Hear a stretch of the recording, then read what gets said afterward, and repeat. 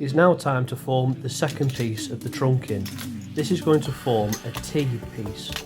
The top piece is going to be 200mm.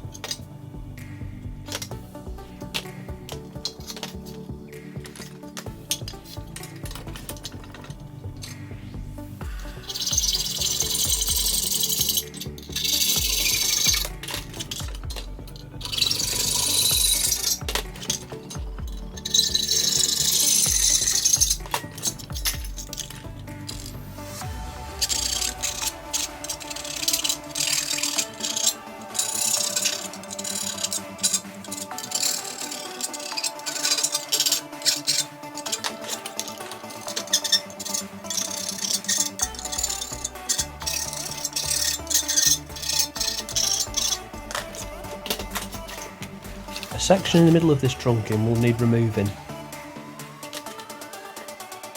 I'm going to mark out the centre of the trunking and then measure 25mm either side of it to give me 50mm, which is the width of the trunking.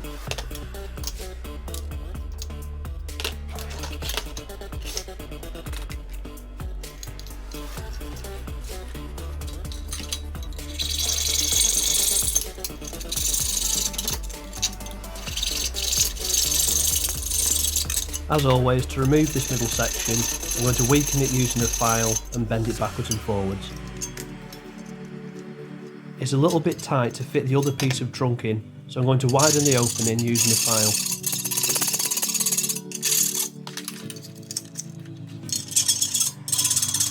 Now that the trunking fits in snugly, I'm going to open up the end of the trunking to allow the cables through.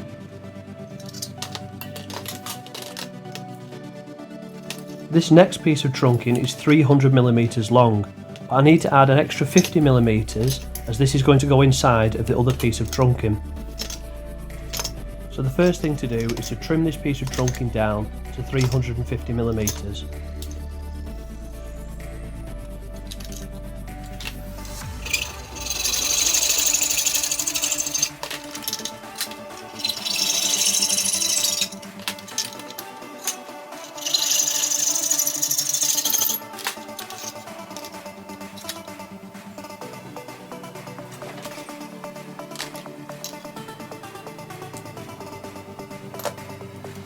On the 50mm section that we've left at the end, I need to remove the lips and all the corners off the trunking.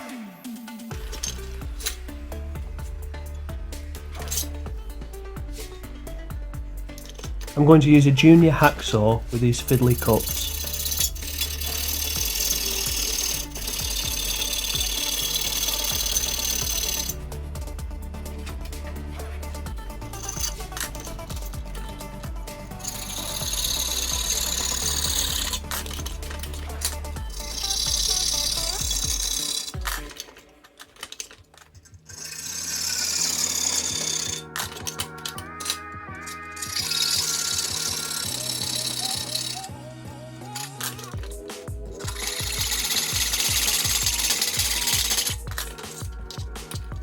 I now need to remove these small corner sections and the lip off the trunking.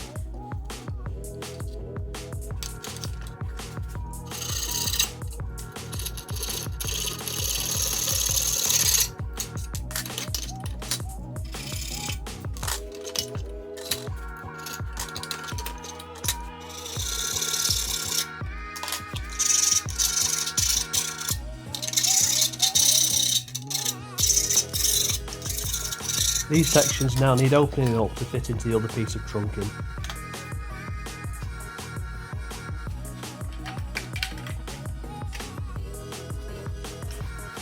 Once we've finished forming this piece of trunking, this is how the two pieces will fit together.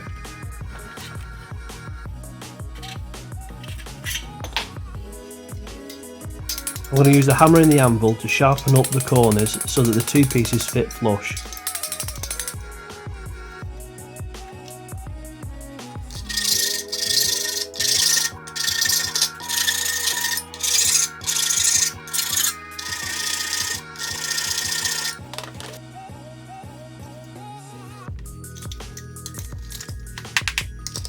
These two pieces now need drilling and pop riveting together.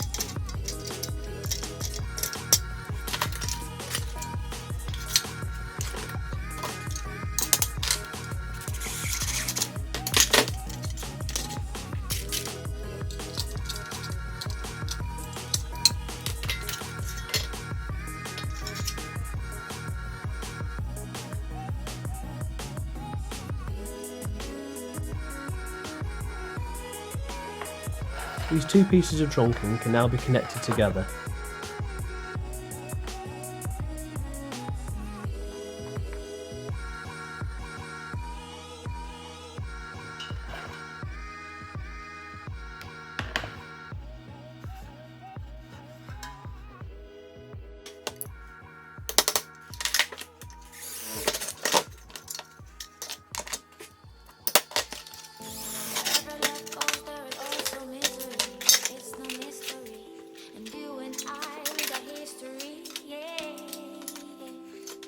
As with the other piece of trunking, end caps must be used on the ends that aren't being used.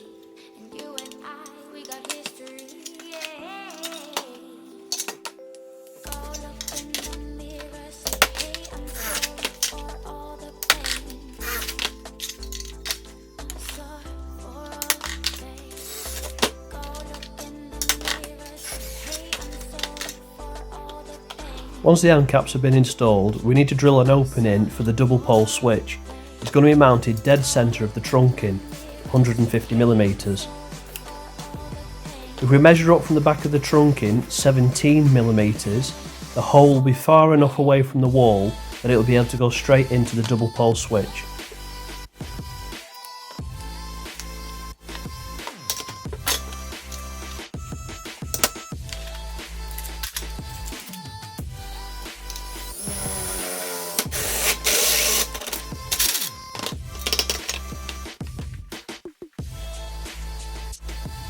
Joining the switch to the trunking will be done with 2 bushes and 1 coupler.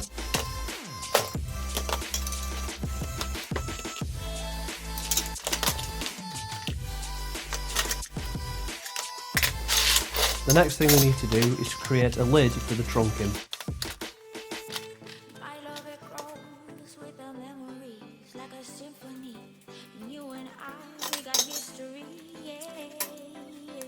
I'll start with the easy piece, which is 300mm long.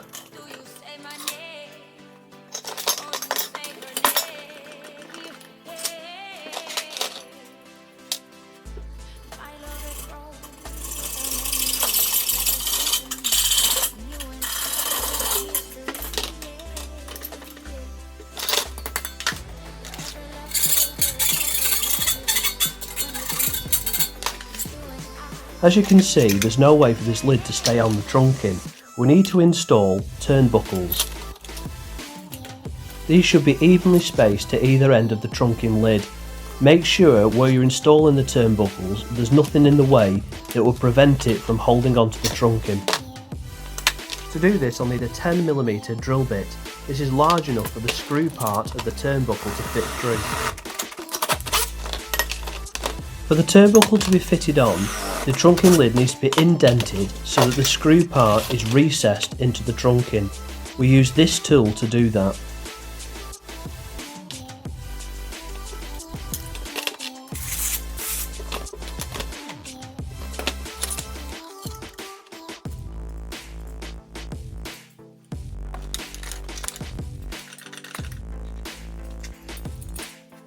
Once tightened up, this tool will put a small indent into the lid.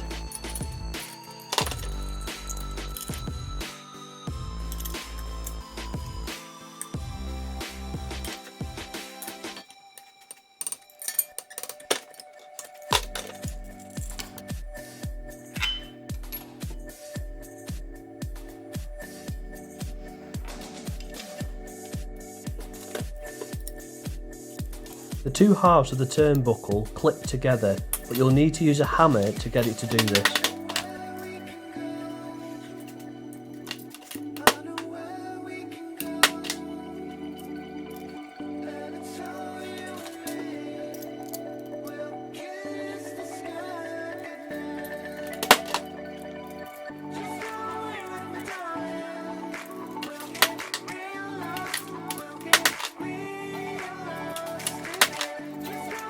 The lid can now be fastened to the trunking. Another turnbuckle will need to be installed at the other side of this lid.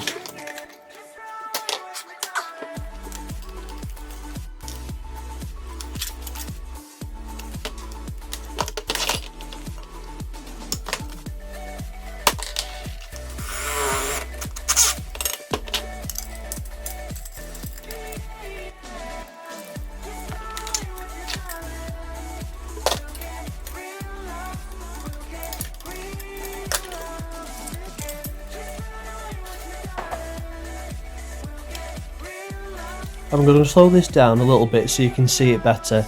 There is a particular way that this needs to be clipped onto the trunking.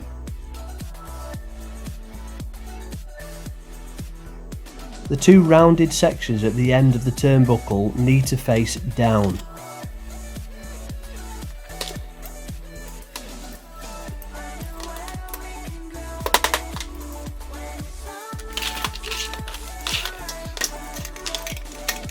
It's time for the last piece of trunking lid.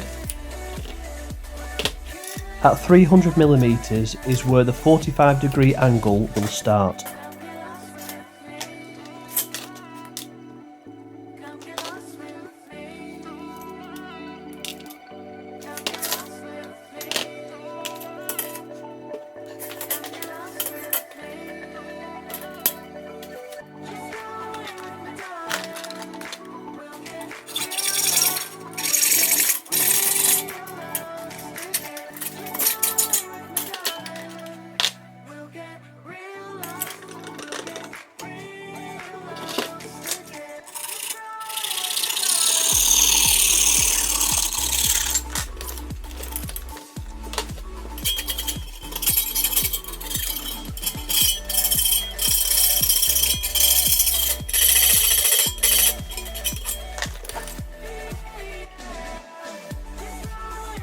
As you can see, this lip won't fit onto the trunking properly because of the T section. The lip will need opening up where the T comes out of the piece of trunking.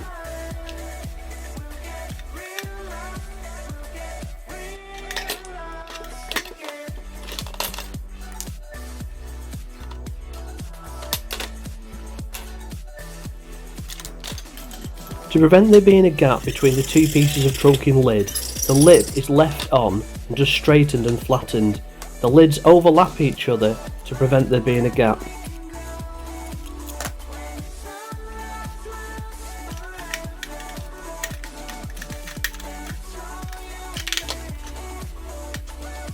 This lid now needs turnbuckles attached. I need to position the turnbuckle so that it doesn't hit the stop end of the trunking. This is why the turnbuckles on this piece of trunking lid aren't evenly spaced.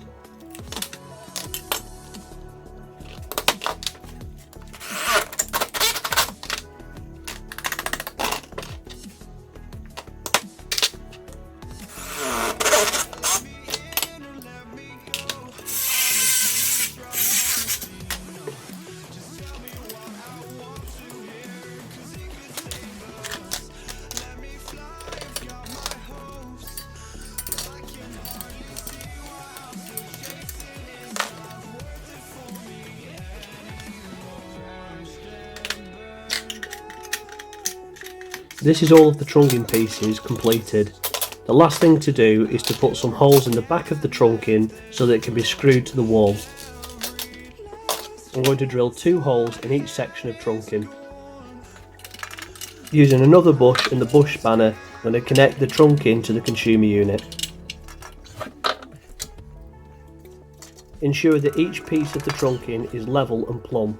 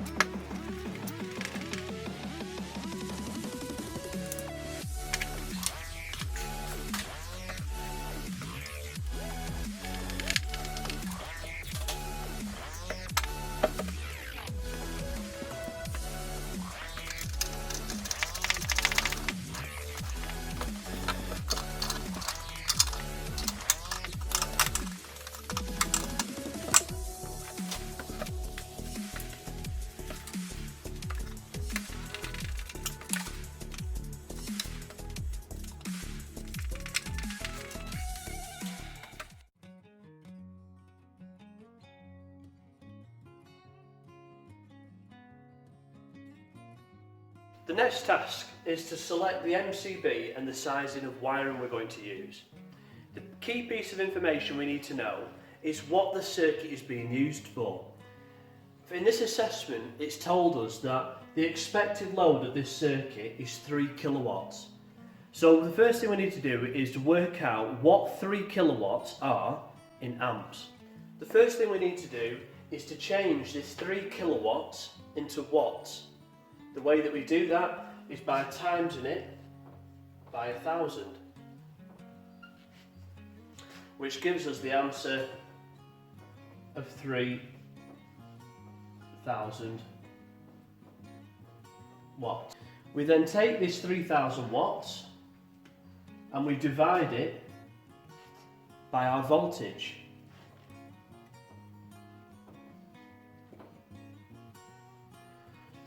The first question is, what is the answer for this question?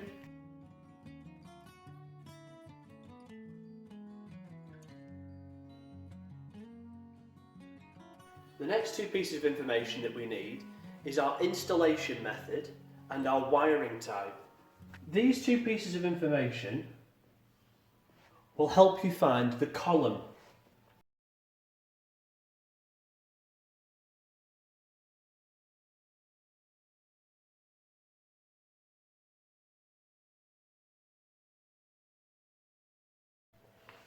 This piece of information, the amps, will tell you which row to look in.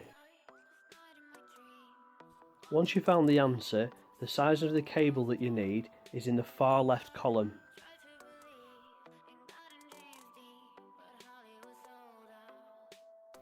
The design current is the answer to this question that we asked.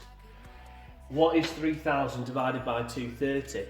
You have to make sure that the wiring that you select, the maximum current carrying capacity, is not lower than the answer to this question. If, for example, the answer to the question was 15 amps, and along the column you had 10, 12, 14 and 16 to choose from, you would select the row that has the 16 amp maximum current carrying capacity, as this is slightly higher than the design current. There are a few other factors that we need to take into consideration. A few of these are the ambient temperature, the thermal insulation and the grouping of cables. There are many other factors that we have to take into consideration. All of these factors affect the ability for a cable to disperse its heat or just heat the cable up in the case of the ambient temperature, that's like the room temperature. When a cable is heated up, the resistance increases. Therefore, we have to reduce the amount of amps that we allow to flow through that cable. These factors can drastically affect the selection of wiring and the amount of load we apply to that wiring. This is something that I would much rather go through with you inside of the classroom. Once you've calculated the size of the wiring needed, we can proceed to the next step.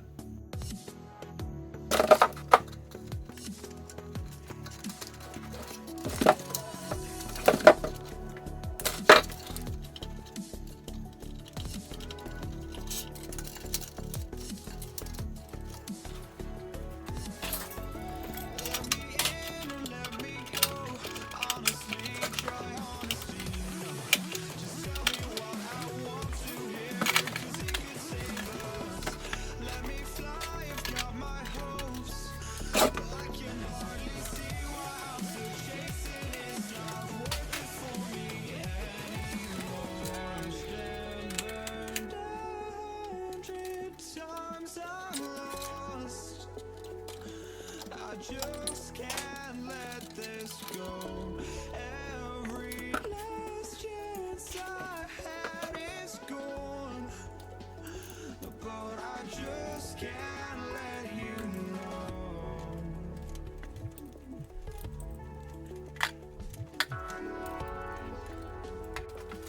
I just can't let you know.